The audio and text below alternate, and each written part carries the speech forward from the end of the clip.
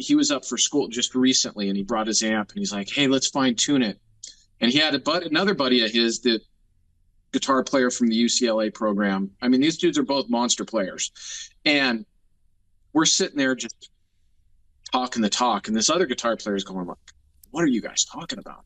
And it's so great to go, "Oh, it's a little too compressed. All right, let's just adjust it." And kind of having this teaching moment with him, or with any musician that comes in, and putting stuff on switches and going, "Okay, play now. Now, do you hear this?" And they go, "Oh." Go back, and we go back, and then we go back, and it's like this kind of dance, and you go, which one do you like better? And then a lot of times too is, once you get done with those things, and once you start dealing with the caliber of musicians that you want to get your stuff into the hands of, they'll get it out onto stage and start to realize like, oh, you know what, I need a little bit more of this. And I like that stuff. It's like, oh, okay, cool, bring it back. Because then at the end of the day, I mean, all it's doing is, leveling me up and going, oh, okay, let's just fine tune that. Because if you just connect the dots and build an amp and kick it out the door, you're never going to learn and continue to evolve as a builder.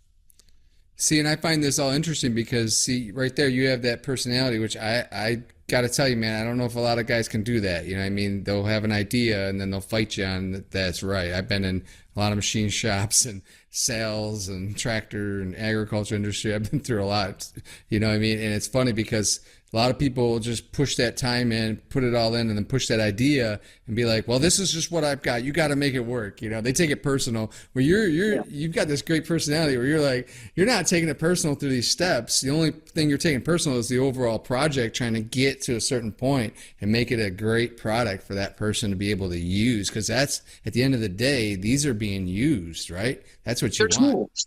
Yeah. At the end of the day, you know what? Like, I just want you to be able to go make music and be creative. And I don't want you to fight your tools. Because if Right. you have to go in and fight your amp constantly, dude, it's just going to drag you down, and then you're not going to be creative. And I don't want that. I mean, I want it to be an awesome product that you can just plug in and, get to where you need it to be, and then go, and then not think about it, and then just want to play. Exactly. So that's a very interesting perspective because obviously you've got to get paid. You know, you're putting time in, you've got skills, you've got ideas, you're going back and forth, you're doing a lot with people, and we all understand that, and we know that the price of amps and custom amps can be high, but what you're saying is really important because to the player, it's got to be worth all that in order to just get out there and be creative and do their thing, like you said. So I really give you kudos and thumbs up on that because you're making it sound easy, but I know for a fact it's just not. I mean, even trying to build cars for people, race cars and all that kind of stuff, it can be a process and it can be hard. So a lot of people just default back to, this is what I made, go use it, and it seems Right. like, let's talk about this for a minute. If somebody reaches out to you and they want a guitar amp, you were talking about working with them, the sounds, right, what they play, what they like, and then you're also saying though that sometimes, just once in a while, here and there, somebody might have to bring it back. Is that still part of the initial cost, or is that like more cost for them if you're going to tweak it, or do you work something out kind of custom? So most of the stuff, before I even build an amp, I really like to have consultations. And it really comes down to that, because I'm definitely not a just walk into the store and I'll take A kind of guy. I mean, I have A, B, and C, and you kind of have to have models. But part of, if you're going to come in and buy a Continuum and it's $4,000, we're going to talk about it prior to that, because I want to know how you're going to use that amp. I want to make sure that I'm going to build the power supply in the correct wattage that's going to work for what you need it to do. I also want to have the discussions with you that, depending on where you're at as a player, one amp is not going to fulfill ultimately everything you need. at the end of the day. You might be able to get a clean amp and have pedal boards and do all that stuff and cover 90% of the stuff, but eventually you're going to go like, I want a Tweed, or I want a Marshall, or a Vox. And all of those things do different, they're different tools. So in that, $4,000 for a Continuum, you're getting all this initial conversation. You get the amp, and then, if anything ever goes wrong with the amp, depending on what it is, again, I've had a reverb driver die in 10 years.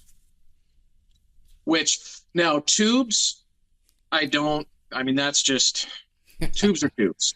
It's like changing oil. If you buy the car, the dealership's not changing your oil for you.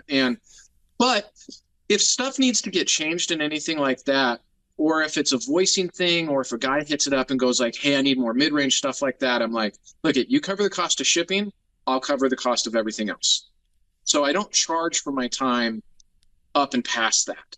But you do need to get the amp to me and back.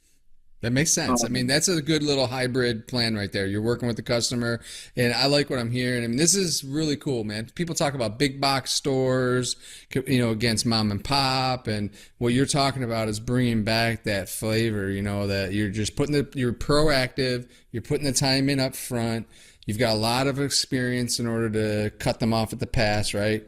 And kind of where you're headed and all that kind of good stuff. And you are willing to work with people if there is some type of real issue, right? But there are maintenance costs in amps, as we all know, just like brakes and oil, like you said, and tires, in a car. Nobody's going to cover all that. Now, let me ask you about do you see any different trends happening in the last few